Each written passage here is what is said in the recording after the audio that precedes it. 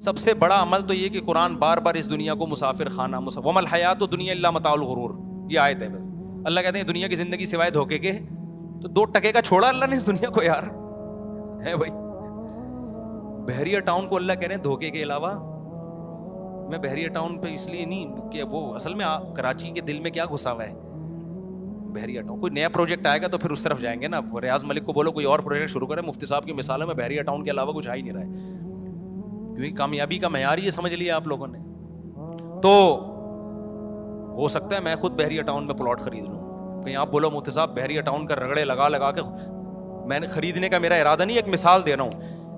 تو یہ میں اس لیے سمجھا رہا ہوں کہ کہیں آپ یہ نہ سمجھیں میں بحریہ ٹاؤن کی مارکیٹ کو تباہ کرنا چاہ رہا ہوں. ٹھیک ہے، آپ پلاٹ خریدیں، گھر بنائیں بحریہ ٹاؤن میں، ڈی ایچ اے میں، ڈیفینس میں، کہیں بھی.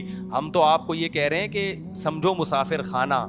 جیسے آپ سفر کرتے ہو ٹرین میں، اے سی پارلر میں، وہاں بھی آپ چاہتے ہو اے سی ٹھیک ہو جائے، پنکھا چلے، لیکن دل سیٹوں سے اور ایئر کنڈیشن سے نہیں لگاتے. پائیدان پہ بھی بعض دفعہ موقع ملتا ہے آدمی پاؤں رکھ کے چلا جاتا ہے، دل نہیں لگاتا. تو بحریہ ٹاؤن، اور دل سے دنیا نکلے گی جب تک صدقہ خیرات نہیں کرو گے.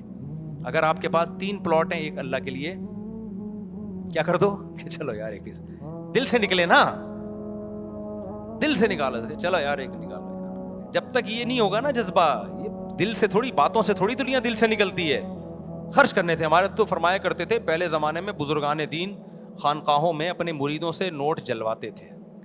بولتے تمہارے دلوں میں نوٹوں کی محبت ہے، جلاؤ. یہ جیسے نوٹ جلے گا نا دل بھی جلے گا ساتھ ساتھ. 5000 کا کڑک کڑک آپ نہیں جلانا شروع کرتے نا، اسٹیٹ بینک آف پاکستان پکڑ کے لے جائے گا آپ کو. تو اب تو صدقے کروائے جاتے ہیں نا. کہا کہ بعض دفعہ جلواتے تھے، صدقہ بھی نہیں. یہ اٹکا ہوا کیوں ہے تیرا دل اس میں اتنا زیادہ؟ مٹی ہے بھائی، مٹی. تبلیغ میں کتنا اچھی بات سکھائی جاتی ہے کہ جب گشت کے لیے نکلو تو جو بڑی عمارتیں نظر آئیں بولو کھڑی ہوئی مٹی ہے، اور جو نیچے پڑی ہوئی ہے وہ کیا ہے؟ پڑی ہوئی مٹی ہے. وہی مٹی ہے، گارا ملا، چونا وونا ملا کے اس کو ابھی بینک کی بلڈنگ بنا دیا. تھوڑے دن پہلے یہ کیا تھی؟ پڑی ہوئی تھی. اور جب اللہ قیامت کا زلزلہ لائے گا دوبارہ کیا ہو جائے گی؟ پڑی ہوئی ہو جائے گی. اور زلزلہ تو بعد میں آئے گا، جب آپ مر گئے تو آپ پڑی مٹی بن گئے. اب آپ کے لیے ورلڈ ٹریڈ سینٹر اور حبیب بینک کیا ہو گئے؟ ابے جب آپ قبرستان میں جاؤ گے تھوڑے دنوں میں، زیادہ ٹائم نہیں ہے، گھبرانے کی ضرورت نہیں ہے. میں حقیقت بیان کر رہا ہوں. میرا کون سا، ہم سب 10 20 15 20 30، اس سے زیادہ کون رہے گا؟ اور یہ ٹھک ٹھک ٹھک ٹھک کر کے گزرتے ہیں. اس کے بعد ہم سب لیٹے ہوئے ہوں گے کائنڈلی. اب پتہ نہیں رات کو نیند آئے گی کہ نہیں آئے گی. تھوڑے دن رہ گئے وہاں، جب پڑے ہوئے ہوں گے. جس کروٹ پہ لٹا کے جاتے ہیں نا مردے کو، اتنی توفیق نہیں ہوتی کہ تھوڑی سی کروٹ ہی بدل لے بھائی. تو ایسا لیٹتا ہے بھائی. ہونا یہ چاہیے جب آپ نے اتنے بحریہ ٹاؤن میں بنگلے بنا لیے، بلڈنگیں بنا لی، تو کم از کم اتنا تو فرشتوں کو چاہیے قبر میں بندے کا خیال کرو کہ 6 مہینے بعد پوچھ تو لے کے یار کیا بنا اس کا جو پروجیکٹ چل رہا تھا. ایسا لیٹتا ہے نا، ایسا لیٹا ہے کہ پولیس سے بھی نہیں اٹھتا وہ.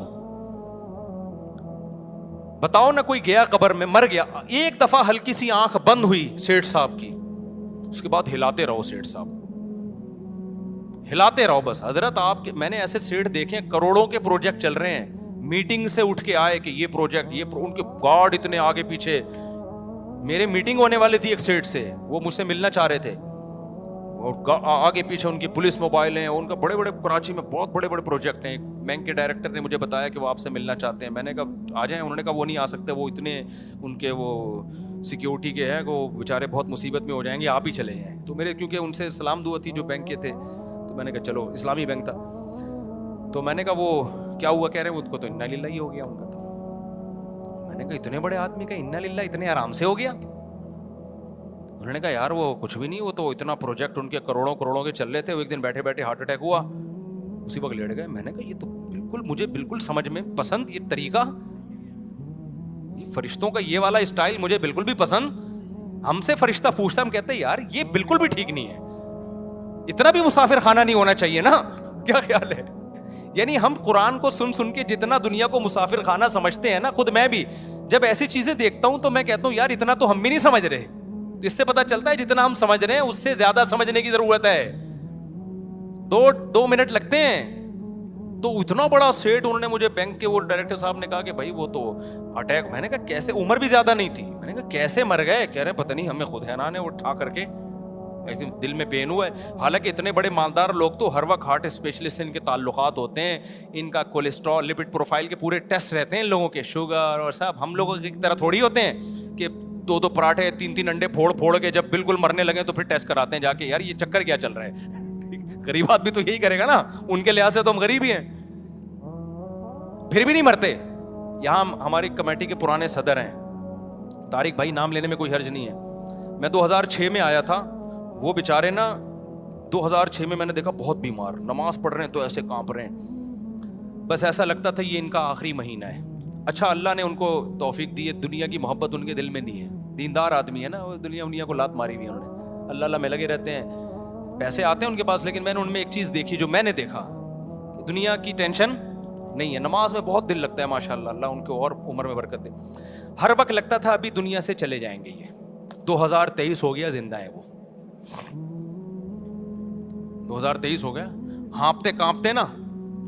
اچھا میں کئی بار سوچا میں ان کی عیادت کے لیے جاؤں, کیونکہ مجھے ڈر لگا بھی نہیں گیا تو اگلے ہفتے سے پہلے ان کا انتقال نہ ہو جائے. جب میں نے 10-15 سال دیکھا نا یہ بندہ کا انتقال نہیں ہونے والا, میں نے کہا بھائی مجھے لگتا ہے کہ سب کو مار کے جاؤ گے آپ. اور اتنے صحت مند لوگ جو ان کو ترس کھاتے تھے, بھائی وصیت لکھ لیں آپ کا کچھ پتہ نہیں ہے, وہ مشورے دینے والے چلے گئے. ان کے جنازے پڑھے انہوں نے آ کے, ان کے ابھی کچھ دن پہلے پھر گر گئے تھے, اور ڈاکٹر منع کر رہے ہیں روزہ نہ رکھو, سارے روزے بھی رکھنے, لیکن پھر بھی ڈاکٹروں کی مانے ایسا نہ ہو آپ کو اس طرح کے توکل شروع کر دیں, وہ روزے بھی چل رہے ہیں. ایک دن تو رمضان میں گر گئے, ہم نے زبردستی پانی پلایا زندہ کرنے کے لیے, ہم نے کہا یہ بندہ گیا بھائی. وہ جی جب گرمیوں کا روزہ تھا, پہلا روزہ میں کتنے لوگ مر گئے تھے, اس میں ان کا بھی پورا چانس ہو گیا تھا, کیونکہ بہت طاقتور لوگ اس پہلے روزے میں گئے ہیں. آپ کو پتہ ہے عیدی سینٹر میں وہ جنازوں کے لیے چارپائیاں کم پڑ گئی تھی, جگہ کم پڑ گئی تھی. کراچی میں بہت پہلا روزہ تھا, چند سال پہلے کی بات ہے, ہیٹ اسٹروک کی وجہ سے بہت لوگ مرے تھے اس میں, تو اس میں وہ بھی گر گئے تھے, وہاں تک نہیں جایا جا رہا تھا, گر گئے. پھر پانی وانی ڈالا, ہم نے زبردستی روزہ توڑوایا ان سے, پھر بیٹھ گئے الحمدللہ. پھر اگلے دن پھر روزہ. ابے میں نے کہا بھائی کیا کر رہے ہیں تو صحیح ہے الحمدللہ چل رہے ہیں. تو وہ اتنا بڑا سیٹ جو ان کی ہمارے سے میٹنگ ہونے والی تھی, میں نے پوچھا جی کیا ہوا, کہہ رہے وہ بیٹھے بیٹھے لیٹ, حالانکہ ان کے لپڈ پروفائل اور ہارٹ. ایک دفعہ ہانگ کانگ سے ہمارے ریلیٹیو کا فون آیا کہ مفتی صاحب یہاں ایک پاکستانی ہے, اس کی عمر 40 سال ہے اور فضائی کمپنی میں اس کے اتنے شیئرز ہیں, کروڑ پتی ارب پتی آدمی ہے وہ. مفتی صاحب پاکستانی, اسٹرگل ہے. اسٹرگل کیا ہے, محنت ہے یار. دیکھو اس نے 40 سال میں یہاں ہانگ کانگ کی نیشنلٹی بھی مل گئی, اور کسی جہازوں کی کمپنی میں اس کے شیئر سب سے زیادہ ہیں. اتنا پیسہ ہے مفتی صاحب, اتنا پیسہ ہے آپ سوچ نہیں سکتے. ہمارے ہانگ کانگ میں ایک دوست ہے, مجھے سمجھا رہے تھے, میں نے کہا اچھا ہوگا بھائی. تو ایک دن ان کا فون آیا کہ حضرت وہ اس کا تو انا للہ ہو گیا بندے کا, 40 سال کی عمر میں کیا ہو گیا. میں نے کہا کیسے ہو گیا بھائی, وہ تو اتنا مالدار. انہوں نے کہا وہ ایئرپورٹ پہ کھڑا ہوا تھا بریف کیس لے کے, فلائٹ کے انتظار میں, کھڑے ہارٹ اٹیک ہوا, ایسا لیٹے کہ ہانگ کانگ کی پولیس بھی ان کو نہیں اٹھا سکی. تو آپ کیا سمجھ رہے ہو, جو ارب پتی آدمی ہے, کیا اس کے پاس میڈیکل رپورٹیں نہیں ہوں گی؟ ان کے تو ہر وقت ڈاکٹر چیک کرتے رہتے ہیں, حضرت آپ کا دل آج تھوڑا سا ضرورت سے زیادہ دھڑک رہا ہے, ٹھیک ہے نا, پراٹھے کیا کریں. ہم لوگ بے وقوف ہیں, ہم جو پھاڑ کے. ابھی کیا ہوا ہے, وہ میں فضائل سنا رہا تھا میٹھے کے نا, کہ میٹھا کم کھانا چاہیے. گھر میں بھی بتا رہا تھا گھر والوں کو, دیکھو میٹھا جو ہے نا, ڈاکٹر کہتے ہیں نا 40 سال کے بعد میٹھا کم. فریج کھولا, آم نظر آ گئے ہمیں. اچھا میں گھر والوں کو بھی سمجھا رہا تھا, میں نے کہا لے آؤ بھائی, تو بھی اس سے ہم نے پھوڑ دی. آم تو کھانے کا ہو نا, آم تو پھوڑنے کی چیز ہے. کل ایک بندہ مجھے کہنے لگا, کہہ رہا مفتی صاحب آپ آم کے میں کھانے کے بجائے پھوڑنے کا لفظ استعمال کرتے ہو, خدا کے لیے مت کرو, لوگ شوگر کے مریض بن جائیں گے. لوگ نے بھی پھوڑنا شروع کر دیا آپ کے بیان سن کے. آم میں اتنا شوگر ہے, ڈاکٹر کہتے ہیں یہ بہت نقصان دہ ہے. میں نے کہا یہ تقریر جب آم کا موسم چلا جائے گا بتا دینا, ابھی تو پھوڑے گا. آم ہی تو چیز ہے جو پیٹ بھر, کھجوریں کھا سکتا ہے پیٹ بھر کے آدمی, سیب کھا سکتا ہے, ایک سیب کھاؤ پیٹ میں گڑبڑ شروع ہو جاتی ہے یار. آم ایسی چیزیں پھوڑتے جاؤ. تو اچھا نہیں ہے, آپ کہیں پھوڑنا نہ شروع کر دیں, صحت کا خیال کریں. لیکن میں بتا رہا ہوں کہ ہم لوگ تو صحت کا اتنا خیال نہیں کرتے جتنا کرنا چاہیے. مالدار لوگ تو بہت, ڈاکٹروں سے کہ ان کے نا ایک صاحب سیٹھ صاحب تھے, انہوں نے مجھے بتایا کہ ایکچولی ڈاکٹر نے مجھے اتنی کیلوریز ریکمینڈ کی ہیں. ڈبے پہ وہ ڈاکٹر نے کہا کہ آپ پتہ نہیں 300 یا 500 کچھ بتایا تھا. میں نے کہا کیا آپ ہر چیز کھانے سے پہلے کیلوریز چیک کریں گے؟ نیٹ پہ چیک کرتا ہوں میں کتنی کیلوریز ہیں. تو ڈاکٹر نے میں نے کہا یار اسی سے ٹینشن سے مر جائے گا بھائی تو سارا دن. میں اگر 2 پراٹھوں کی کیلوریز چیک کرنا شروع کر دوں تو اس میں تو اتنی ٹینشن ہوگی کہ مجھے 4 پراٹھے کھانے پڑیں گے, پھر اتنی کیلوریز میری ضائع ہو جائیں گی. کیا خیال ہے؟ تو اچھی بات نہیں ہے, خیر صحت کا خیال کرنا چاہیے, لیکن میں بتا رہا ہوں یہ مالدار لوگ تو بہت خیال کرتے ہیں. تو وہ 40 سال میں ہانگ کانگ کا کروڑ پتی پاکستانی جہاز کے انتظار میں, ہو سکتا ہے اس کی اپنی کوئی ایئر لائن ہو, کھڑا ہوا ہے کھڑے کھڑے ٹین, ٹھیک. تو وہاں یہ آیتیں اللہ کی ساتھ فلا صدق ولا صلی, اللہ کہتے ہیں صدقے کر دیتا, مدرسے بنا دیتا, یتیم خانے بنا دیتا, صدقہ جاریہ بنا دیتا, دنیا کو مسافر خانہ سمجھتا, اور حی علی الصلاۃ. کتنا تھوڑا سا اللہ کا مطالبہ ہے, اللہ کو بہت زیادہ تھوڑی مطالبہ کرتے ہیں, لیکن فکر ہی نہیں کرتے. تو اللہ بھائی ہم سب کو وَإِنَّهُ لَحَسْرَةٌ عَلَى الْكَافِرِينَ والی آیت کو سمجھنے کی توفیق عطا فرمائے کہ دنیا میں سمجھ میں نہیں آ رہا, آخرت میں یہ حسرت کا ذریعہ بنے گی. اللہ ہمیں موت سے پہلے عقل عطا فرمائے اور دنیا کو مسافر خانہ سمجھنے